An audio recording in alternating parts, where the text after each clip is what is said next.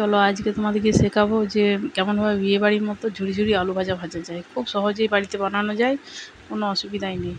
দেখো কত সহজে বানাবো। প্রথমে আলুগুলোকে না ভালো করে কিন্তু খোসা ছাড়িয়ে নিতে হবে, খোসা থাকলে হবে না। এই যে দেখো, আলুগুলোকে আমি আস্তে আস্তে কেমন খোসাগুলো ছাড়িয়ে নিচ্ছি। আমি অল্প পরিমাণে করে দেখাবো, ওটা বেশি করেও করে রাখতে পারো, অসুবিধা নেই।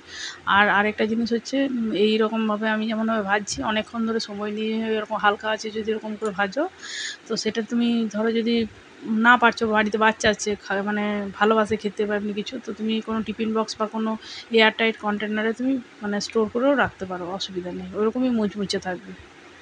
এবার দেখো আমি একটা নিয়েছি, স্ট্রেনার নিয়েছি, নিয়ে দেখো এরকমভাবে ঘষে ঘষে ঘষে ঘষে আলুটাকে ঠিক আলু ভাজার মতো করে বার করে নিচ্ছি।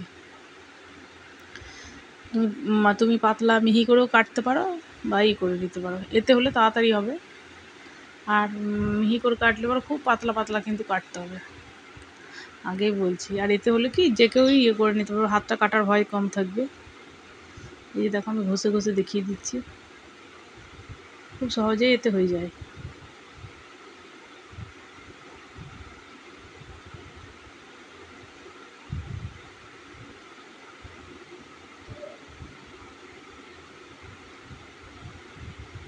এই যে আমি দেখো খুব বেশি পরিমাণ করে নিই, তবে এটা কি একটা জানো তো, এমনি আলু ভাজা যেমন অনেকটা কাটলে অল্প কেমন গ্যাদগ্যাদি হয়ে পর কেমন হয়ে থাকে, কম লাগে। আর এইটা তো কিন্তু যেমন তুমি করে ঝরা ঝরা থাকে, তো তাই অসুবিধা হয় না, অনেকটাই লাগে।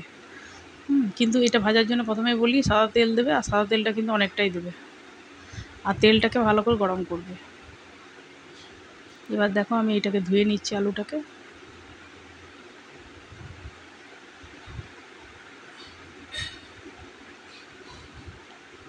বাজারে যা সব বারবার না ধুলে না আবার শরীর খারাপ হয়ে যাবে। এই যে দেখো ভালো করে ধুয়ে নিয়ে আগে প্রথমে, তারপর তোমাদেরকে দেখাচ্ছি। কিছুই করতে হয় না, অথচ খুব সহজেই হয়ে যায়, আর খেতেও বাচ্চারা খুব ভালোবাসে এটা। দেখো সামান্য নুন দিয়ে দিচ্ছি, এবার ভালো করে মেখে নিতে হবে যাতে ভালো করে মিক্স হয়ে যায়। এবার অল্প করে, কিন্তু একবারে সব দিয়ে দিলে হবে না, হ্যাঁ, তেলটা বেশি দিতে হবে আর তেলটা গরম হতে হবে। দিয়ে দেখো আমি কেমন দিচ্ছি, খানিক খানিক করে নেড়ে চেড়ে অনেকক্ষণ সময় দিয়ে ভাজতে হবে এটাকে, কিন্তু বারবার নেড়ে চেড়ে হালকা আছে ভাজতে হবে। বারবার বলছি আর যদি তুমি আঁচটা বাড়িয়ে দাও তাহলে খুব সহজে পুড়েও যাবে, আর ভেতরটা না সে নরম হয়ে যাবে তাড়াতাড়ি, আর লালও হয়ে যাবে। দেখো আমি কেমনভাবে করছি। এই যে দেখো বারবার এসে এসে একবার নাড়াচাড়া করছি, সেরকম করে তোমাদেরকেও করতে হবে।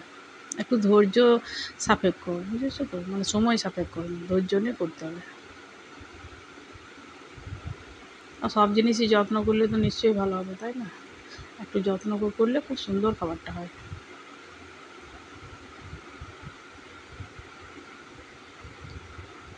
এই যে দেখো আমি সামনে থেকে দেখাচ্ছি যে কেমনভাবে ওগুলো সাদা তেলে ছাঁকা ছাঁকা ভাজা হচ্ছে। আবার এতে কী হয়, তেলটা ব্যাকও করে যায়, যে তেলটা তুমি যা দিচ্ছ দেখবে থাকেই না, তেলটা ঝরে যাবে যখনই ভাজা হয়ে যাবে। এই যে দেখো আমার প্রায় ভাজা হয়ে গিয়েছে, দেখছো। এবার এটাকে আমি তুলে নেবো। ঝাঁঝরাটা পাইনি তাই খুন্তিতে করে করছি, ঝাঁঝরা পেলে বেশি সুবিধা হবে।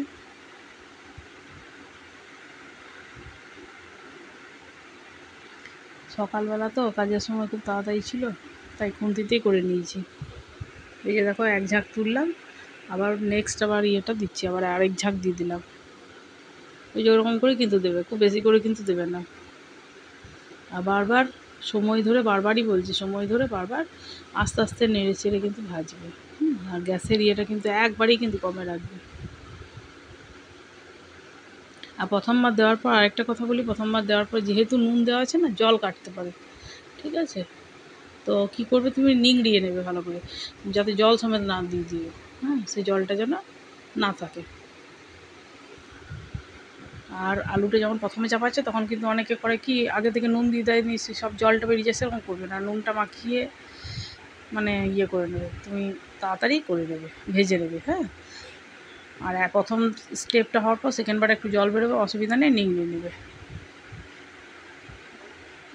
এরকম করে ভেজে নেবে। আর এরকম ভাজা হয়ে গিয়েছে, দেখো কী সুন্দর, একবারে বিয়েবাড়ির মতো হয়ে গিয়েছে।